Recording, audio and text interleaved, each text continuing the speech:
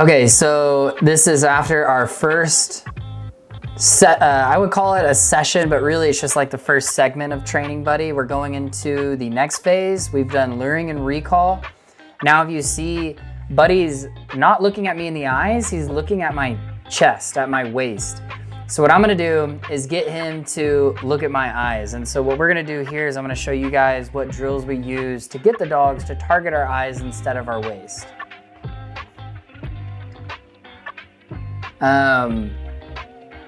What we're gonna end up doing is holding the treat directly to his nose. And then I'm gonna go from his nose to my nose, and then I'm gonna give him the treat. And then while the treat's at my nose, I'm gonna say his name, Buddy. Whether he connects those dots or not is irrelevant. It's just a fact that he's getting used to staring at my face as I'm saying his name. And I like to use the dog's name as meaning eye contact, look at me, rather than using a word like look at me or something like this. It just seems more natural. It's kind of what we do as humans anyways. If you have somebody say, look at me, you're in trouble. If you have somebody say your name, you're gonna look at them regardless, so. Okay, yeah, so we're getting the eye contact. You can already see his eyes are now orienting higher, like to me. And so it's already working out really well there. I think he just mastered that part. So now we're moving on to the second part, which is where I put the treat behind my head. And so now he has to look through, he's looking towards the treat, but now he has to look directly at my eyes, looking at the treat. So instead of him looking at the treat in front of my face, now he's looking through my eyes to see the treat. And so I'm still saying his name, Buddy, as soon as the treat goes behind my head. Nice. And he's just amazing. The fact that he's just staring at me this whole time is fantastic. He's just gonna sit, relaxing. This is one of the perfect dogs to work with. Okay, so then the last step is we put the treat all the way out to our side, and then we say Buddy. And the cool part is you get to see his eyes. You get to see his eyes look far left at the treat, and then if he looks at you, it's the far right. And so you can really tell where his eyes are, and as soon as we see his eyes look at us, boom, we mark it yes, and give him that treat.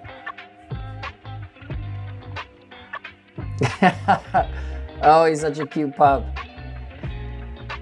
You can see him thinking. And so when you see him look away and then move his feet, those are displacement signals. We're putting him under stress right now using his brain. He knows he needs to get the treat, and I'm presenting a puzzle in front of him. And he has to complete the puzzle. And so those are those stress signals that we see, or rather displacement signals.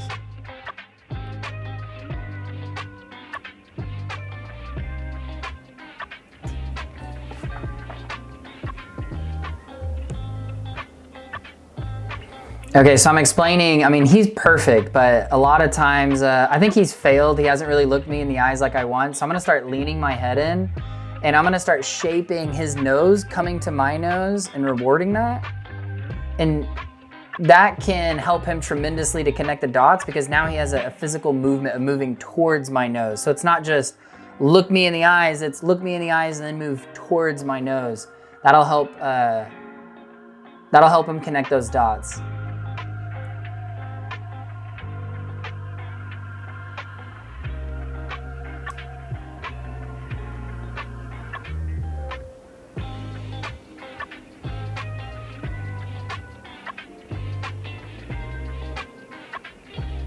So notice the distance between me and Buddy, we got about 2 feet.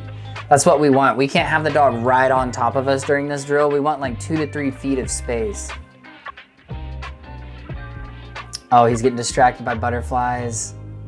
So I'm leaning in, I'm whispering, I'm clicking my teeth, I'm doing whatever I can to help him look at me and break away from the treat in my hand.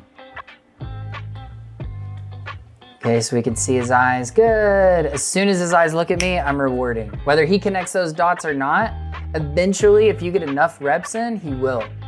Also, we've been training him for, I think we're at the 12-minute mark. And so I'm gonna be fluid and moving on. If he's struggling and not getting that eye contact that I'm looking for, that third step, then I'll go back to the first step and then build my way up. And if I stay on it too long, 5, 6, 10 minutes, and really read the dog will let you know if you stayed on it too long.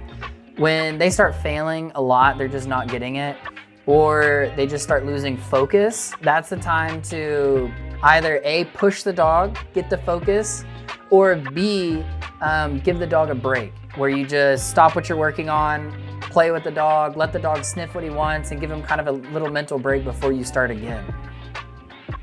Just like humans, dogs also need breaks. They can't have prolonged periods of focus, especially if they're untrained. A big part of training is teaching the dog to focus for longer durations of time. It's not really something that they are bred to do unless there's a squirrel that runs up a tree and then they're gonna keep the focus on the squirrel. That's just tapping into genetics there.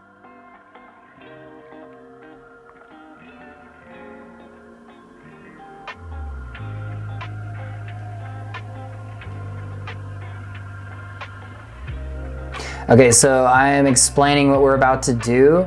We're about to go into luring into a sit and a down, and these are your basic management behaviors. These are gonna be really good to teach if you go into a vet's office and there's a lot of distraction and commotion, your dog doesn't know what to do, so they're frightened. You can tell the dog down. Instead of petting them and reassuring them that everything is okay, which is what we think we're gonna do as humans, it settles our kids down, it settles us down. It's actually not the best thing to do for a dog. Instead of trying to reassure them by touch, you want to give them something to think about. Lay down and just call it good. All right, so here we're going into luring, same principles as before. I want to make sure he's interested in the treat in my hand. And I'm going to make an arc over his back, kind of like a rainbow. And I want his chin to go behind his shoulder blades. Once I get that chin to go behind the shoulder blades, his booty will typically drop.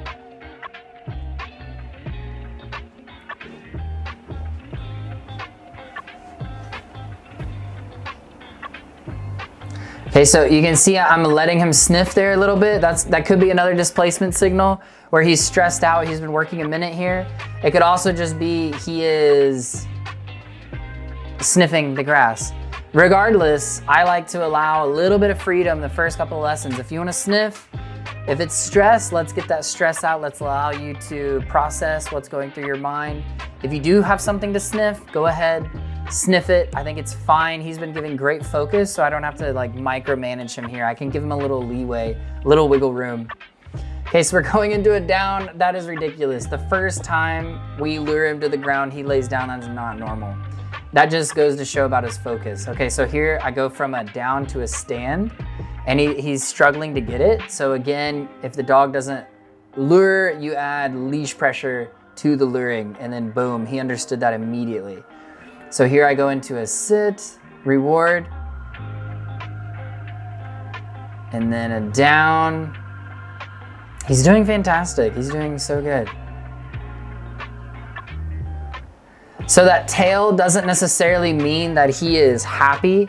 When we see the tail move, sometimes we think, oh, the dog's happy, but I've seen dogs rip each other's faces off and their tails were wiggling.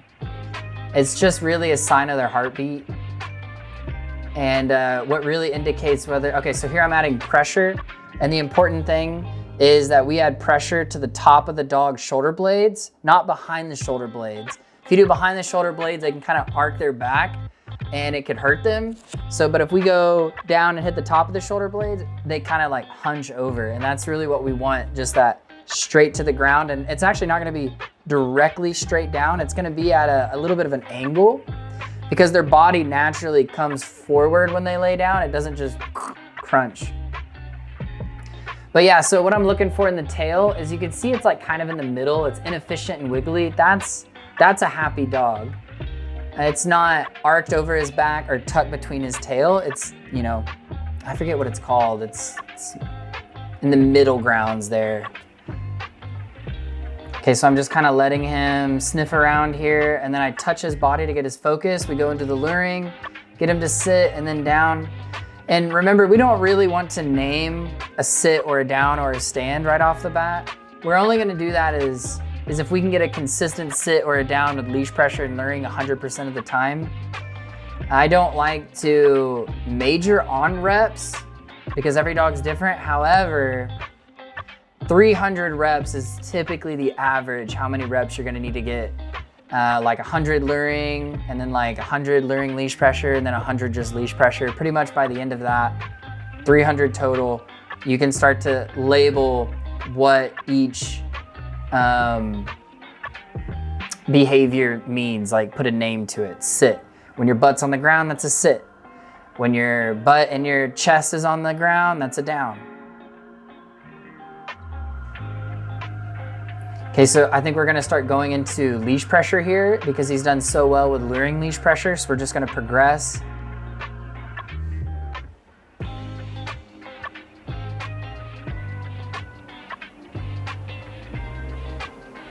Yep, so I'm pulling up on the leash, and that means to put your butt on the ground. Since he's not getting it, I pull up on the leash and then push on his butt.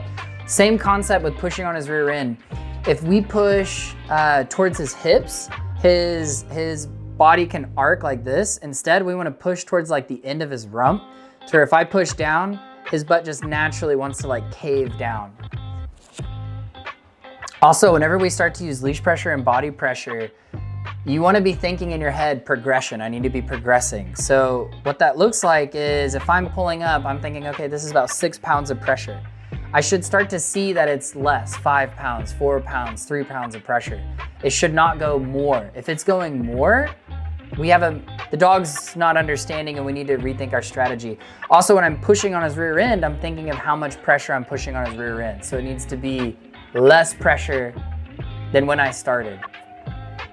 Okay, here we're going into a down. And when we're doing a down, we want that leash to be in a U shape.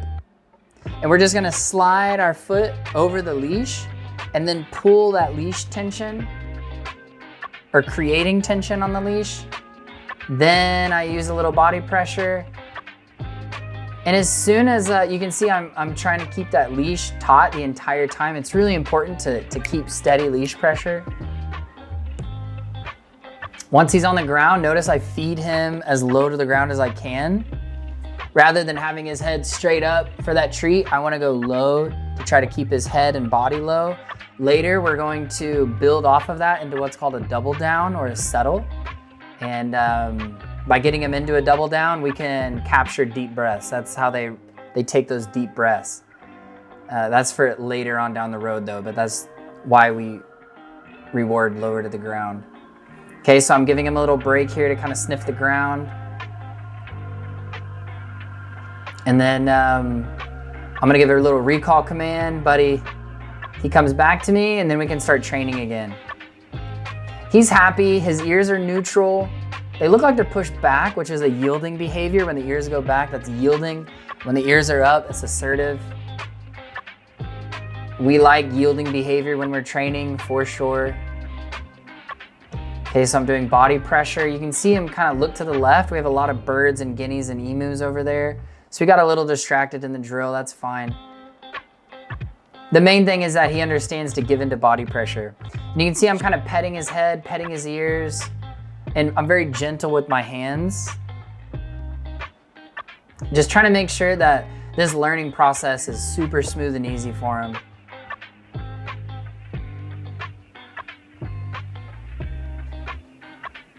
So his mouth is open, he's panting. His lips are pulled back, but his tongue's not fully spatulate hanging out of his mouth. So he is stressed. He's showing signs of stress, which is gonna happen with dog training. They're gonna be stressed out just by learning.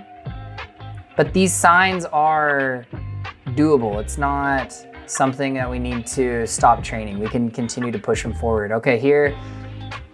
All right, his butt came up, so I need to push his butt down immediately. I keep that leash taut, and now I'm gonna start. Oh, he got it! If he didn't lay down within that moment, I was gonna start pushing on his shoulder blades. But here we wanna, say we start pushing his shoulder blades down because we have leash pressure for 6 seconds, and 6 seconds he's not laying down. So by the 6 second mark, I push his shoulder blades down. If I do that like 3 to 4 times, during the 5th or 6th rep, I'm going to leave leash pressure on for maybe 10 to 12 seconds to see if Buddy can connect the dots. Dogs' brains, well, different breeds, Malinois, German Shepherds, they think very quickly. Your typical dogs though, they have like a lag. It takes a little bit for them to understand and comprehend the information that we're going on. So it's really important when you're dog training to give the dog some time to think and not rush it. Even if they look away and they're not focused on you, sometimes that doesn't mean that they are losing focus. Sometimes that means that they're processing. Just like you can't stare and directly look somebody in the eye and tell them a story completely. It's actually a sign that somebody might be lying, is prolonged eye contact. In the same way, the dogs aren't going to start off just staring us through the eyes. Typically they won't. There's always your exception, but typically they won't. And so just kind of give them that little leeway to look away and then look back at you. All right, so this is what I'm doing. I'm just letting him feel the leash pressure. He's not getting it, so I'm adding a little body pressure and then I pull off. So as soon as I see him start going to the ground, I'm gonna pull my hand up and release pressure. We're teaching him when you give in to pressure, the pressure is released. So it's a negative reinforcement. We're taking away something he doesn't like. The pressure is a positive punishment, you could say. We're adding pressure, he doesn't like the pressure. And then when he gives in to pressure, we do a negative reinforcement, which is where we subtract the pressure.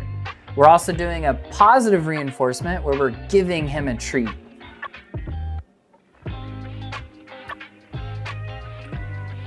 So that's, we're pretty much using the 3 quadrants of operant conditioning right here.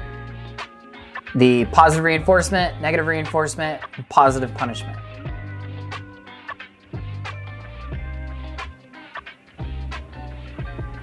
All right, so we're about to move on and transition here. I'm having him, I'm practicing him being in a heel position, working on a down, which is, if you're on a walk, that's exactly what you're gonna be doing. If, say, someone walks up to you and starts talking to you, a neighbor, a friend, or you're ordering at a restaurant, you want to have your dog lay down. And what we can do is when we see the person approach or we walk up, we're at Home Depot, we're checking out, I can say down. And if they don't lay down, I can use that method where we're pulling the leash through our feet while we're training. And then I can just keep my foot on the leash. So if he does see another dog and he thinks, oh, I need to pop up, he'll feel that leash pressure from my foot on the leash, and that's going to immediately tell him to stay down, to stay laying down. So then I don't have to sit here and completely, down, down, down. I can talk to who I'm talking to without addressing my dog because the leash pressure is doing the talking. And that's why it's so important to use body pressure and leash pressure when you teach, not just hand signals and verbal signals.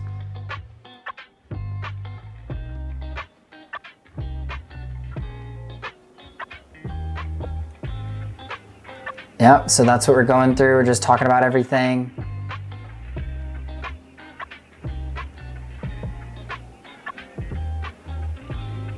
I think that is the gist on this video.